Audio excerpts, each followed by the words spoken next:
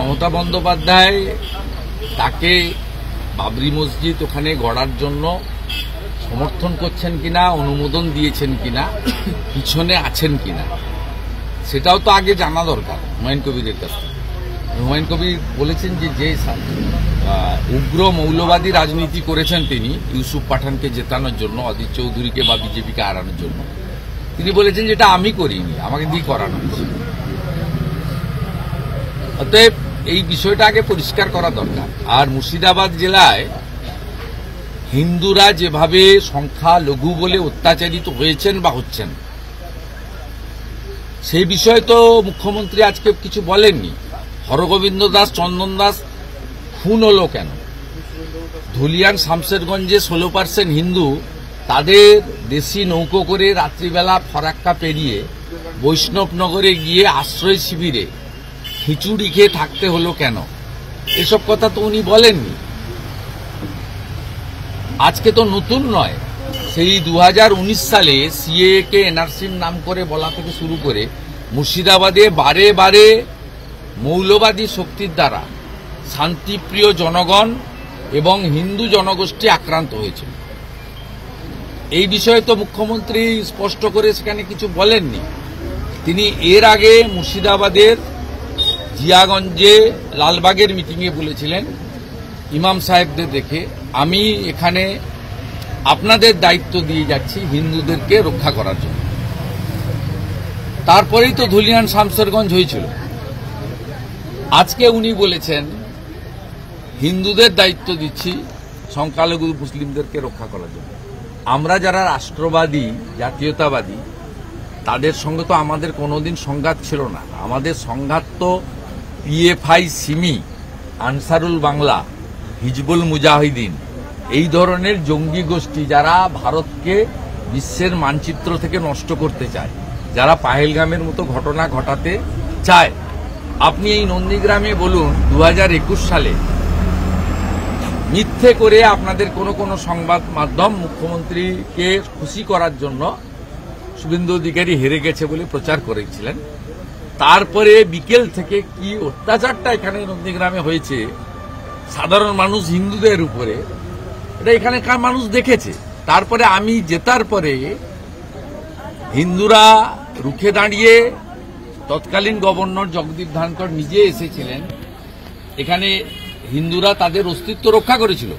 তারপর থেকে 23-এর পঞ্চায়েত বলুন, 24-এর লোকসভা নির্বাচন বলুন এবং সম্প্রতি সমবায় সমিতি নির্বাচনে 2-3টি ছাড়া বিজেপি এখানে জিতছে বলে আজকে শান্তি আছে। আমরা কোথাও কাউকে কিছু করতে দিই না, এটা রাজনীতি হতে পারে না। সাধারণ মানুষের নিরাপত্তা, শান্তি রক্ষা করার দায়িত্ব সবার। আর এই এসআইআর নিয়ে আমাদের যে বক্তব্য বারে বারে দেখেছেন যে মুসলিমরা আমাদের ভোট দিচ্ছে না, দেয় না, আমরা তাদের ভোট চাই কিন্তু পাই না। তবুও আমরা বারে বারে বলেছি যে ভারতীয় নাগরিক, হিন্দু হন, মুসলিম হোক বা অন্য কেউ হোক, সকলের নাম ভোটার তালিকায় থাকা উচিত। আজকে হুমায়ুন কবিররা যে আগুন নিয়ে ওখানে খেলছেন, যেভাবে কিছুদিন আগে বেলডাঙ্গাতে 1 বছর আগে কার্তিক পুজোতে যে ধরনের ঘটনা ঘটেছিল, তার আগে রেজিনগর বেলডাঙ্গা রেল স্টেশন যেভাবে পুড়িয়ে দেওয়া হয়েছিল, যেভাবে 2023-এ রামনবমীর সময় শক্তিপুর রেজিনগরে সাম্প্রদায়িক অশান্তি বা দাঙ্গা হয়েছিল, তারপরে ওইখানে এই ধরনের কাজ করার জন্য যে উদ্যোগ তারা নিয়েছে, এটাতে প্রচ্ছন্নভাবে আমার মনে হয়েছে রাজ্য সরকার এবং তৃণমূল কংগ্রেসের মদত রয়েছে। দাদা, হুমায়ুন কবির আরো বললেন যে 22 তারিখ নতুন দলের ঘোষণা করা হবে এবং 135টা আসনে 26-এ লড়বো, কি বলবেন? দেখুন, আমরা কারোর ভরসায় ভারতীয় জনতা পার্টিকে পশ্চিমবঙ্গে ক্ষমতায় আনতে চাই না, বা মানে আমাদের কোনো অন্যরা কি করছে আমরা জানি না। আমাদের বক্তব্য রাষ্ট্রবাদী, বিকাশবাদী, সুশাসন, সুরক্ষা, পেটে ভাত, হাতে কাজ, মাথায় ছাদ, নারীর সম্মান, নারীর সুরক্ষা।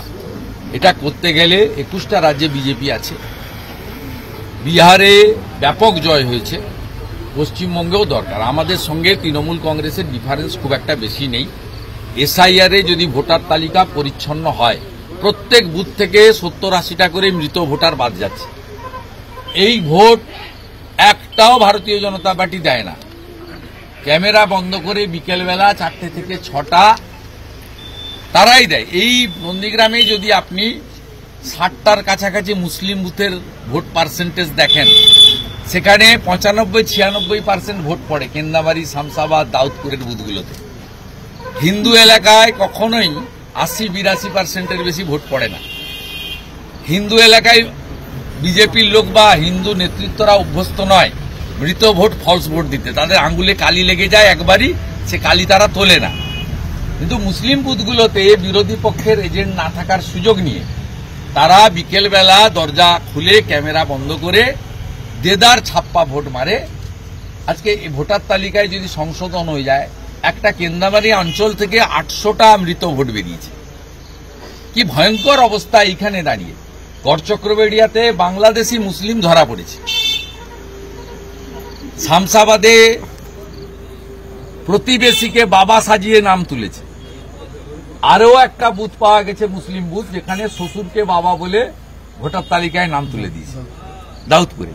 অতএব এক বিচিত্র ব্যবস্থা। তাই এসআইআর হওয়ার পরে যে নির্বাচন হবে, সেই নির্বাচনে পরিচ্ছন্নতা ভিত্তিতে যদি ভোটার তালিকা তৈরি হয়, তাহলে ভারতীয় জনতা পার্টি ক্ষমতায় আসবে, বিপুলভাবে আসবে। এবং ৮,২০০ ভোটে নন্দীগ্রামে আমাদের সাংসদকে আমরা এগিয়ে রেখেছি।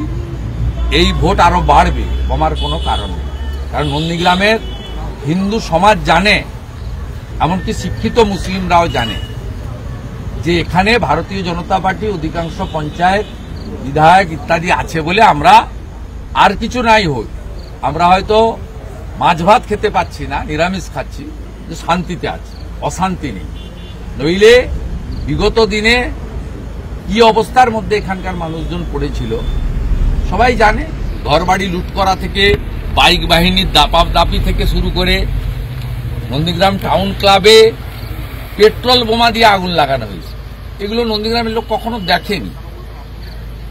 পেট্রোল বোমা মারা হয়েছে, ককটেল মারা হয়েছে। এই জিনিস কারা আমদানি করে? গোকুলনগরে, যেখানে একটাও সংখ্যালঘু মুসলিম বসবাস করেন না, সেখানে পর্যন্ত বাইক নিয়ে গিয়ে তেখালি বাজারে 3টা হিন্দুর বাড়ি লুট করে আনা হয়েছিল। এইসব লোক ভুলে যায়নি, অত সহজে ভুলার জিনিস নয়। দেবব্রত মাইতি বা রথিবালা আড়ির মৃত্যু, অত্যাচার অত সহজে মানুষ ভুলতে পারবে না। তাই এখানকার মানুষ আমাদের সঙ্গে আছে, বাংলার মানুষও আমাদের সঙ্গে আসবে। নন্দীগ্রাম পথ দেখিয়েছে। 21-এ নন্দীগ্রামের দেখানো পথে 26-এ গোটা পশ্চিমবাংলা হাঁটবে, এই বিশ্বাস আমার।